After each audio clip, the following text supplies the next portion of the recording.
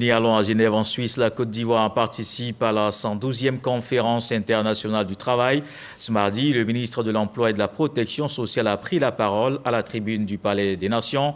Maître Adama Camara a expliqué la politique sociale du gouvernement et les efforts pour garantir les droits des travailleurs. Plusieurs délégations de centrales syndicales participent également à ces assises. À Serge Koléa, Zakaria Traoré, nos envoyés spéciaux. La Côte d'Ivoire a adopté un système de protection sociale au service des populations, une politique œuvrant pour une société juste et solidaire et garantissant le respect des droits humains et la dignité des travailleurs. Dans sa déclaration à la tribune de la 112e conférence internationale du travail au Palais des Nations, le ministre de l'Emploi et de la Protection sociale note la ratification au niveau international de 10 conventions fondamentales de l'OIT. Cette approche est en phase avec la vision du président de la République de Côte d'Ivoire, son Excellence, M. Alassane Ouattara, qui promeut une société plus juste et solidaire, qui ne laisse personne de côté.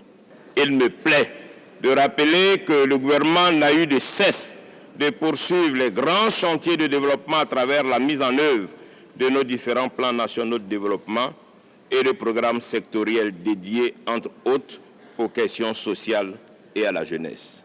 Ainsi, la mise en œuvre de 2 cycles du programme social du gouvernement et de la première phase du programme jeunesse du gouvernement ont permis de réaliser de véritables avancées. Dans le cadre du renforcement du contrat social basé sur la solidarité agissante, la Côte d'Ivoire a entrepris d'importantes réformes visant l'extension de la couverture sociale. Maître Adama Camara cite le régime de retraite complémentaire au profit des fonctionnaires et agents de l'État, le RSTI, le régime social des travailleurs indépendants et la généralisation de la couverture maladie universelle qui enregistre à ce jour 13 millions de personnes enrôlées. À fin 2024, l'objectif est d'atteindre 20 millions de personnes enrôlées sur une population de 30 millions. Ces avancées ont été possibles grâce au dialogue social inclusif et constructif que la Côte d'Ivoire a su maintenir entre les différents mandants tripartites.